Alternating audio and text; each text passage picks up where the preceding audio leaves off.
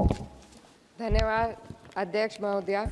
आज हमारे राष्ट्रगीत के 150 वर्ष पूरे होने पर हो रही महत्वपूर्ण चर्चा में गर्व के साथ एक भारतीय होने के नाते मैं अपने विचार रखना चाहती हूँ।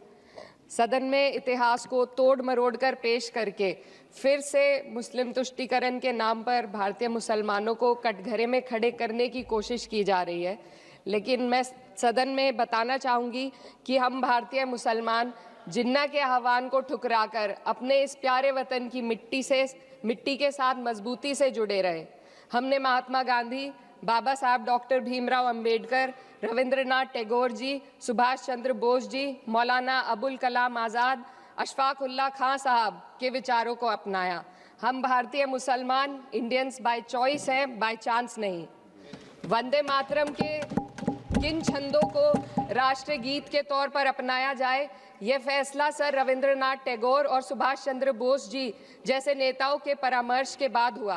क्या अब हम उन महान नायकों की समझ पर प्रश्न चिन्ह उठाएंगे? उन्हें देश को बांटने वाला और तुष्टीकरण करने वाला कहने का पाप करेंगे? उन महान हस्तियों ने वंदे मातरम के उन छंदों को अपनाया जिन्होंने देश के हर वर्ग, हर धर्म के मानने वालों को एक सूत्र में पिरोने का काम किया। और मैं एक घटना आप लोगों के सामने रखना चाहती हूँ। वर्ष 1998 में उत्तर प्रदेश सरकार के मंत्री रविंदर शुक्ला जी ने स्कूलों में राष्ट्रगीत को गाना अनिवार्य कर दिया था।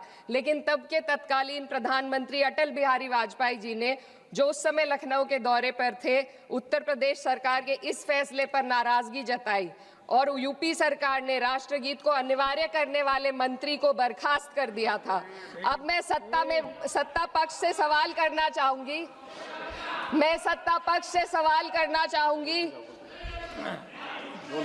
बोलने दीजिए। मैं सत्ता पक्ष से सवाल करना चाहूंगी कि जो विजन आजादी के समय के लोगों का था राष्ट्रगीत को स्वेच्छा पर छोड़ने का, उसी का अनुसरण माननीय अटल बिहारी वाजपेयी जी ने किया, तो क्या वे भी मुस्लिम तुष्टीकरण कर रहे थे? जी नहीं, अटल बिहारी वाजपेयी जी राजधर्म निभा रहे थे। देश में सब धर्मों को एक साथ लाना, सबके जज्बात का एहसास करना ही सबसे बड़ा राष्ट्रवाद है। माननीय अध्यक्ष महोदया, आज हमें वंदे मातरम के असली भाव को समझना जरूरी है। यह गीत तो देश के जल, जंगल, जमीन, हरियाली और निर्मल हवा की वंदना को समर्पित है। यह भारत की जन जन की मंगल कामना करता है कि भारत का हर नागरिक स्वस्थ रहे, सुरक्षित रहे और सम्मान के साथ जी सके। सुजलाम सुफलाम का अर्थ है, सुनिए, ऐसा देश जहां स्वच्छ और पर्याप्त जल हो, जहां नदियां जिंदा हो, बहती हो, जीवन देती हो। अध्यक्ष महोदय, लेकिन अब जरा यमुना का हाल देखिए। दिल्ली प्रदूषण नियंत्रण समिति की 2025 की रिपोर्ट बताती है कि यमुना के कई हिस्सों में बीओडी स्तर 127 mg पर लीटर है तक पहुंच चुका है, जबकि किसी जीवित नदी के लिए ये 3 mg पर लीटर से कम होना चाहिए। ये सिर्फ नदी का संकट नहीं है, ये किसान का संकट है। नमामि गंगे के नाम पर हजारों करोड़ रुपए खर्च हो गए, लेकिन सच्चाई ये है कि आज भी गंगा और यमुना के किनारे किसान मजबूरी में उसी जहरीली पानी से खेती कर रहा है। वही जहर अनाज में उतरता है और वही जहर किसान की जिंदगी को धीरे धीरे खत्म कर देता है। अध्यक्ष महोदय, जब पानी जहर हो जाएगा तो सुजलाम कैसे होगा? जब किसान बर्बाद होगा तो सुफलाम कैसे होगा? मलयज शीतलम, मलय का अर्थ है मलय पर्वत से बहने वाली ठंडी, सुगंधित, चंदन जैसी हवा जो जीवन देती है, बीमारी नहीं। आज मैं इस सदन से पूछना चाहती हूँ, क्या आज के भारत की हवा मलयज शीतलम है? नहीं अध्यक्ष जी, बस संसद से बाहर कदम रखिए, एक गहरी सांस लीजिए। ये चंदन की महक नहीं, ये जहर है जो आपके हमारे फेफड़ों में उतर रहा है। दुनिया के 20 सबसे प्रदूषित शहरों में से 13 भारत में है। दिल्ली की हवा में सांस लेना मानो रोज 20 सिगरेट पीने जैसा हो। भारत हर साल सर्दियों में जहरीली हवा के प्रकोप में घिर जाता है। AQI गंभीर स्तर पर आ जाता है। ठंडी हवा का सपना अब गैस चेंबर की हकीकत बन चुका है। हम वो देश हैं जहां सरकार प्रकृति पर बने गीत का मान मर्दन तो करती है, पर उसी प्रकृति, जंगल, हवा, पेड़ को बचाने वाले कानूनों को धीरे धीरे खुद ही खत्म कर रही है। ये है आज के हमारे मलयज शीतलम की अफसोसजनक सच्चाई। अगर हम हवा को साफ नहीं कर पाए तो न सुजलाम बचेगा न सुफलाम बचेगा। माननीय अध्यक्ष महोदया, सस्य श्यामलम का अर्थ है ऐसा देश जहां उपजाऊ जमीन हो, जहां खेत फसल से भरे हो और किसान कर्ज और निराशा में न डूबा हो। आज किसान सिर्फ मौसम से नहीं लड़ रहा, वह प्रदूषण, नीतियों की बेरुखी और सिस्टम की नाइंसाफी से लड़ रहा है। एक तरफ कॉरपोरेट के लोन माफ होते हैं, दूसरी तरफ किसान को उसकी वाजिब एमएसपी भी नहीं मिल पाती है। आप ग्लोबल सुपर पावर बनने की बात करते हैं, लेकिन हमारी पर कैपिटा इनकम दुनिया में 136वें नंबर पर है।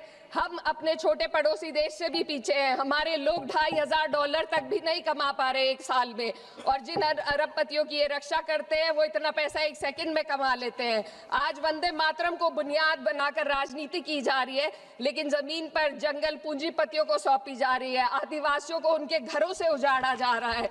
मातरम में जो मात्रा माता है वे सिर्फ मातृभूमि की वंदना नहीं, वे इस धरती की हर नारी, वे इस देश की हर बेटी, हर महिला के सम्मान की बात भी करता है। लेकिन आंकड़े अगर आप देखेंगे, एनसीआरबी की हाल की रिपोर्ट के अनुसार, मैम जसवंत के अनुसार देश में हर वर्ष लगभग 30,000 से अधिक बलात्कार हो रहे हैं, यानी एक दिन में 80 से अधिक महिलाएं यौन हिंसा का शिकार होती हैं, और ये सिर्फ दर्ज मामले हैं। जब जम्मू कश्मीर की एक बच्ची हिंसक अत्याचार का शिकार होती है, जब सत्ता से जुड़े लोगों पर आरोप लगते हैं और कार्रवाई वर्षों लटक जाती है, जब उन्नाव की पीड़िता लखनऊ के दरबार में इंसाफ को लेकर अपनी जान देने पर आमादा होती है, जब बिल्किस बानो के अपराधियों का सरकार के लोग द्वारा स्वागत किया जाता है, तो ये घटनाएं वंदे मातरम की आत्मा पर चोट पहुंचाती है। मैं अध्यक्ष महोदया बस यही कहना चाहती हूँ अपनी बात को अंत में रखते हुए कि वंदे मातरम सिर्फ अतीत की ललकार नहीं, ये वर्तमान की जिम्मेदारी है, ये आत्मा मंथन की घड़ी है। यही समय है कि हम वंदे मातरम को सिर्फ नारा नहीं, नीति और जिम्मेदारी बनाए।